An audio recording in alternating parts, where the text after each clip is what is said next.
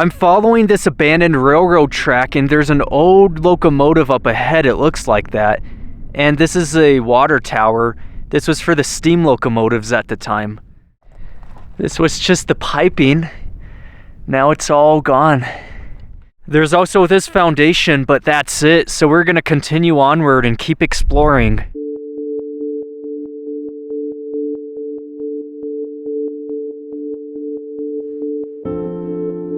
This is the Nevada Northern Railway, built to transport copper ore from the mines in Ely to the Southern Pacific Connection. During the economic collapse of 1983, the copper smelters in Ely shut down due to failing copper prices and declining production. With the smelters closed, there was no more ore to ship, so the railway lost its main source of traffic and revenue. The railroad ceased operations the very next day after the smelters closed. Without mining to support it, there was no economic justification to keep the railway running. It's crazy to think these sit out here abandoned indefinitely. Right there is the merging point, so these two tracks become one and then continue off to Ely. And then following this way, you're continuing to the connection point, so really interesting. There's really not much of these trains to look at, but this whole outer wall is just bulging out. What's up with that? Wow. All this rock is still in the trailers. Same with all these ones as well. Now we're gonna leave the train track and continue on to Cherry Creek because there's abandoned buildings all around and this is a semi-abandoned ghost town.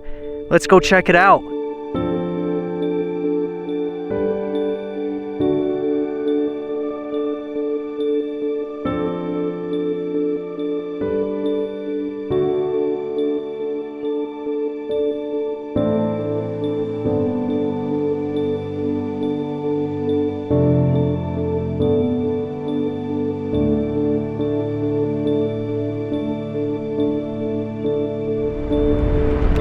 Coming up on the town of Cherry Creek, Nevada right now. There's only a couple residents left. Somebody's old abandoned cabin. You could see all the mailboxes are in one place. They still deliver mail.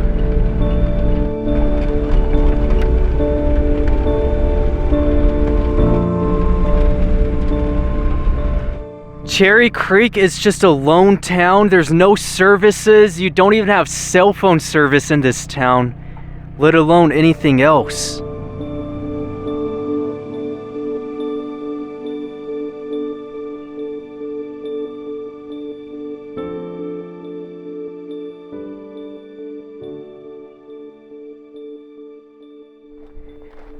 I stumbled upon this old abandoned homestead. Wow, this trailer's pretty wrecked. The floors are rotting. Wow, I like the layout though. That's real simple. You just had the bed and then the kitchen, and then a dinette.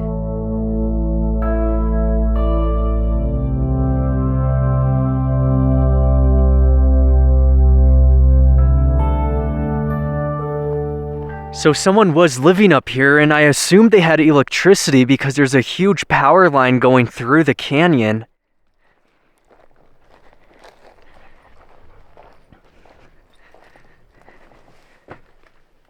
All right.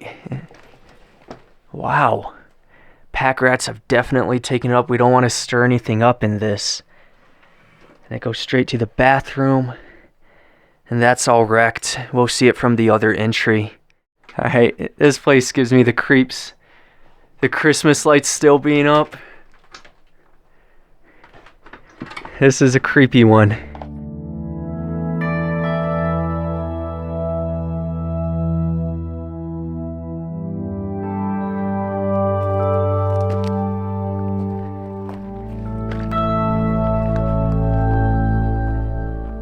Somebody's like underground house.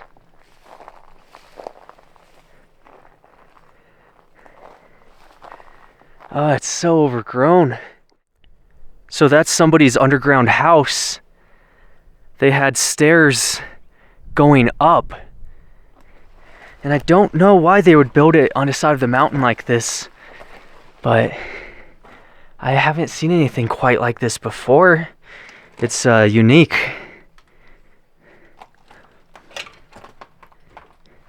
The old fridge.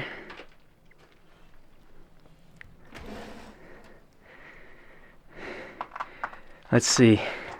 I think it's just this one room.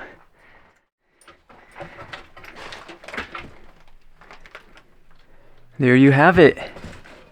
I don't know what this is about. Then a bunch of shelving. The sink. This was the kitchen. Going right out.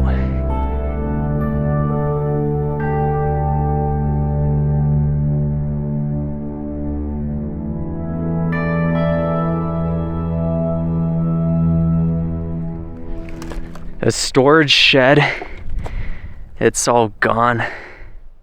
So you see this? This was a yard. I bet it was a garden. They fenced it all in, just this small square next to the cabin. They built it up for living in, where you have the aftermarket stovepipe.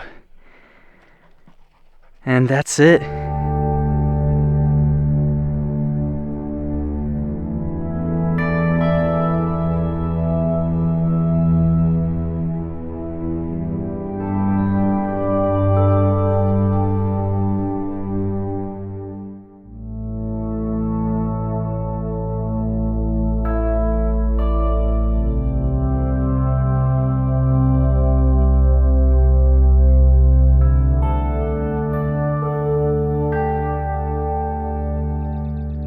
We'll go check out some other places now. And I noticed, hiking back to my vehicle, a small house. There's a small house, if you could see it. And we're gonna check it out. It's probably not in relation to this homestead.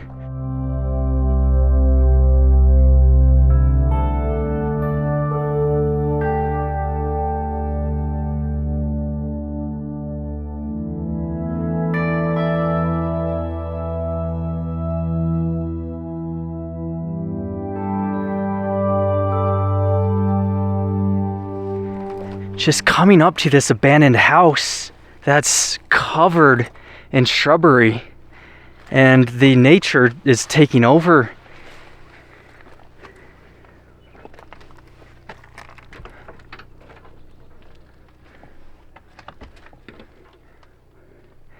Wow. That was the kitchen. There's the stove. This place is so dirty, guys. Yeah, over there's the bathroom. That's, oh, Chickmunk, look at that. That's the guy that was making all that noise. He lives in here now. This is his home. This is an office room.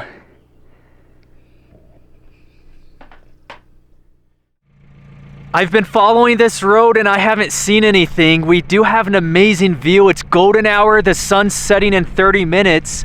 But I'm gonna race down the hill because there's also an old cemetery I want to see. So I think we're gonna see that cemetery, and that'll wrap up today's episode.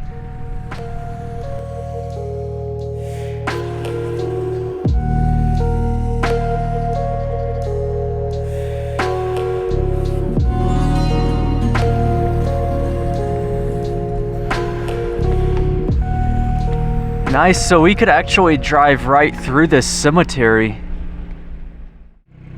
You could see the town, which is still a semi-ghost town, is over there, and this is the cemetery.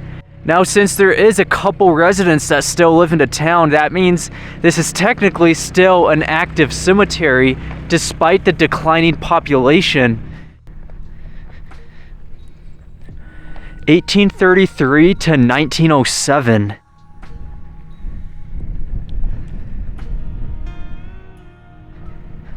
A few more graves, we're not gonna go to them.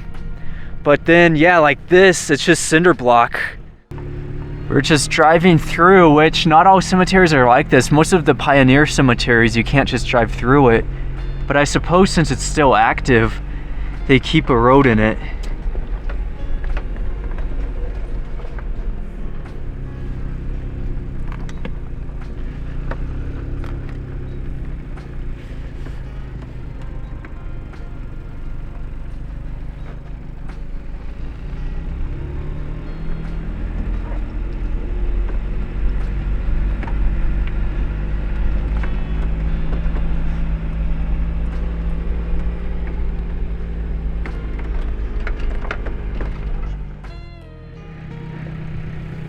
So this was husband and wife, January 23, 1850 to August 14th, 1926.